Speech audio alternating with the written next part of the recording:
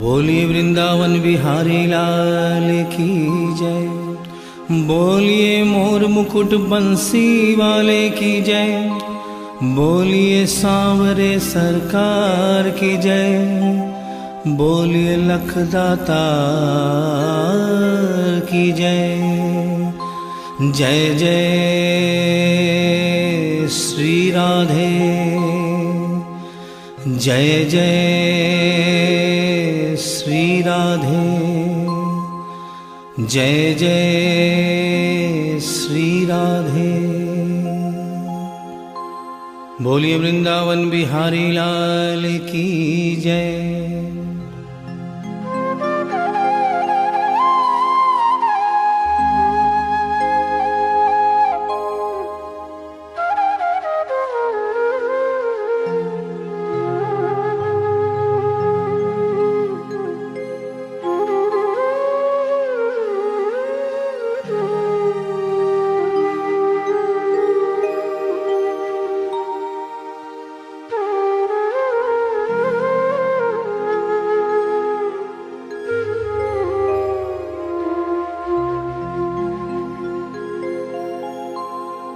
ये भजन जो मैं गाने जा रहा हूँ, ये कोई भजन नहीं है, ये एक सच्ची घटना है। गीता प्रेस गोरखपुर से एक पत्रिका निकलती है कल्याण, जिसके अंदर ये एक दिल्ली का वाकया छपा था। इसे आदरणीय जयशंकर जी चौधरी ने भजन का रूप दिया है। एक ऐसी औरत जो बचपन से वृंदावन धाम जाती थी। समय अपने रफ्तार से चलता रहता है। समय गुजरता गया, वो बड़ी हो गई, विवाह के योग्य हो गई, उसका विवाह हो गया, लेकिन वृंदावन धाम जाना नहीं छोड़ा। थोड़े दिनों के बाद प्रभु की कृपा से बाल बच्चे हो गए, लेकिन वृंदावन धाम जाना नहीं छोड़ा। समय गुजरता गया, बच्चों की भी शादी हो गई, लेकिन वृंदावन धाम जाना नहीं छोड़ा। नाती पोते हो गए, लेकिन वृंदावन धाम जाना नहीं छोड़ा। लेकिन कहते हैं कि बुढ़ापा एक ऐसा कड़वा सच है जिसे हर इंसान को स्वीकार करना पड़ता है। उस औरत ने जब ये देखा कि अब शरीर साथ नहीं देता, अंतिम बार वृंदावन धाम गई और वहां से कन्हैया की एक पीतल की मूर्ति खरीदकर अपने साथ अपने घर ले आई और बड़े प्यार से उसकी सेवा करने लगी। तो आइए उस औरत की जिंदगी में वो कौन सा वाकया हुआ, वो कौन सी घटना हुई, इस भजन के माध्यम से बता रहा हूं। भगत के वश में है भगवान, भगत के वश में है भगवान, भगत के वश में है भगवान, भगत के वश में है भगवान। भक्त बिना ये कुछ भी नहीं है, भक्त बिना ये कुछ भी नहीं है, भक्त है इसकी जान। भगत के वश में है भगवान, भगत के वश में है भगवान, भगत के वश में है भगवान, भगत के वश में है भगवान।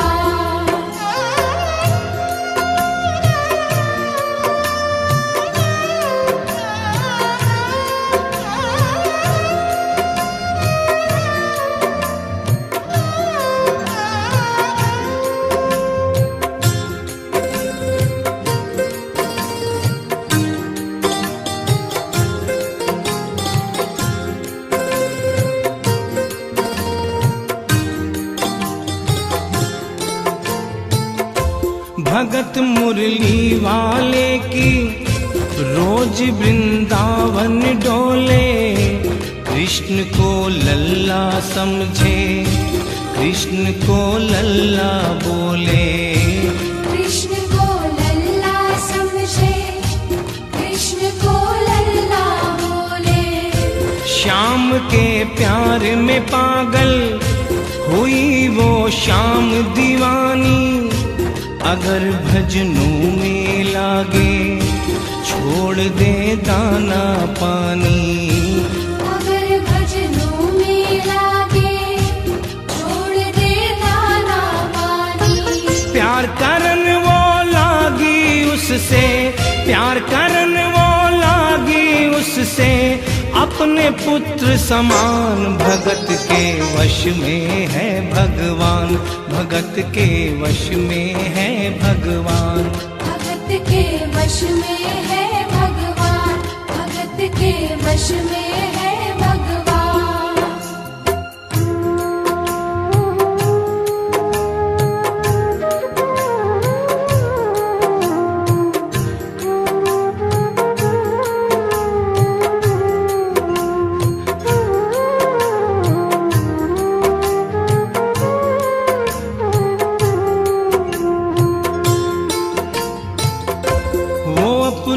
कृष्ण लला को गले से लगा कर रखे, हमेशा सजा कर रखे, लाड लड़ा कर रखे।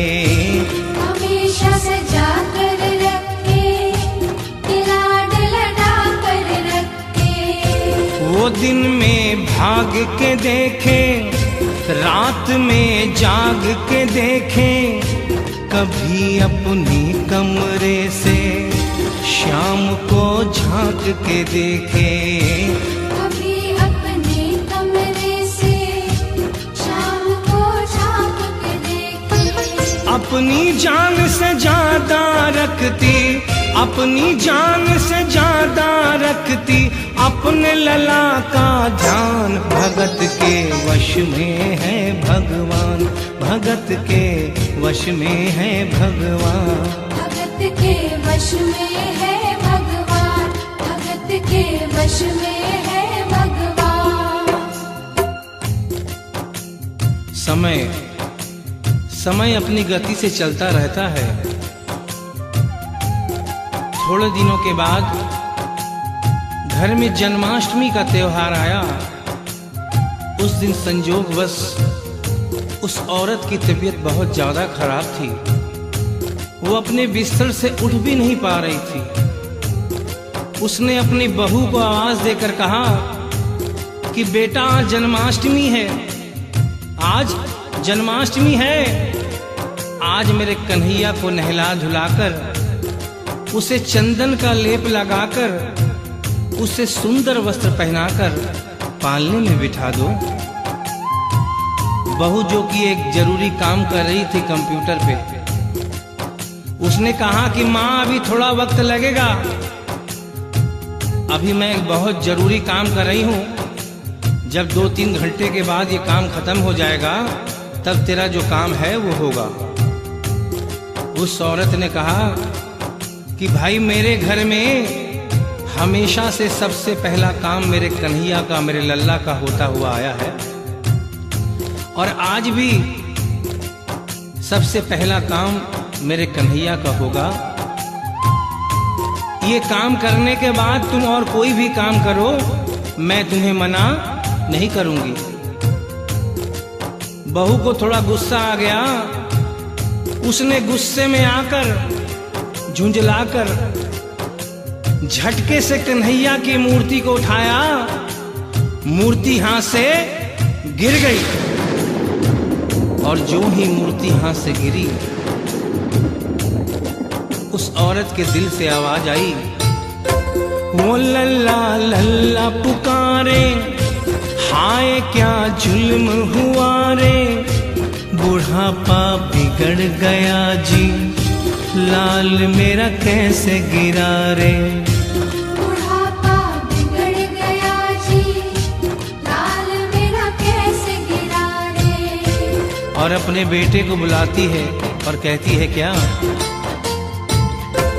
जाओ डॉक्टर को लाओ, लाल का हाल दिखाओ, अगर इसको कुछ हो गया मुझे भी मार गिराओ।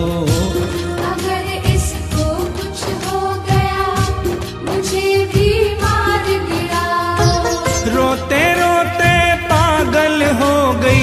रोते रोते पागल हो गई, घर वाले परेशान। भगत के वश में है भगवान, भगत के वश में है भगवान। भगत के वश में है भगवान, भगत के वश में है भगवान। उसके बेटे ने लाख समझाने की चेष्टा की कि माँ ये पीतल की मूर्ति है, माँ ये पीतल की मूर्ति है, इसे गिरने से कोई चोट नहीं लगती। लेकिन वो एक ही रटन लगा के रखी थी कि किसी डॉक्टर को बुलाओ और मेरे कन्हैया को दिखाओ। हल्ला गुल्ला सुनकर पड़ोसी जमा हो गए। पड़ोसियों ने पूछा, भाई क्या बात है? लड़के ने कहा कि मेरी माँ पागल हो गई है, मेरी माँ पागल हो गई है। अरे पीतल की मूर्ति जमीन पे गिरी है तो कहती है कि डॉक्टर को बुलाओ। उन्हीं पड़ोसियों में एक बुजुर्ग आदमी थे। उन्होंने उसके बेटे को एक तरफ बुलाया और कहा कि बेटा क्यों झमेला करता है? अरे मोहल्ले में इतने सारे डॉक्टर हैं, किसी को बुला के ले आ, वो आके देख लेगा और कह देगा तेरा लल्ला ठीक है, तेरी माँ शांत हो जाएगी। लड़के के भी समझ में बात आ गई। मोहल्ले में गया, बहुत से डॉक्टरों की मिन्नत की, लेकिन कोई भी डॉक्टर ये केस लेने को तैयार नहीं हुआ। बड़े मुश्किल से एक डॉक्टर को राजी किया और कहा कि डॉक्टर साहब मैं आपको दुगनी तिगुनी फीस दूंगा, सिर्फ एक बार मेरे घर चलो और मेरी माँ से सिर्फ इतना कह देना कि तेरा लल्ला ठीक है। डॉक्टर भी लालच में आ गया, अपना ब्रीफ केस उठाया और उसके साथ उसके घर चला गया। और क्या हुआ? नबज को टटोल के बोले, ये तेरा लाल सही है, कसम खा कर कहता हूँ कोई तकलीफ नहीं है। वो माथा देख के बोले, ये तेरा लाल सही है, माई चिंता मत करियो कोई तकलीफ नहीं है, माई चिंता मत करियो कोई तकलीफ नहीं है। लेकिन उस बुढ़िया माई को तसल्ली नहीं हुई। उन्होंने कहा, अरे डॉक्टर ये तू कैसा चेकअप कर रहा है? अरे अपना ब्रीफ केस खोल और उसमें से वो मशीन निकाल जो ऐसे कान में लगा के सीने पे लगा के देखता है ना, उससे मेरे कन्हैया की जांच कर। डॉक्टर बेचारा क्या करता, अपना ब्रीफ केस खोला, अपना आला निकाला, एक सिरा अपने कान पे लगाया और दूसरा सिरा कन्हैया के सीने पे रख दिया। और क्या हुआ?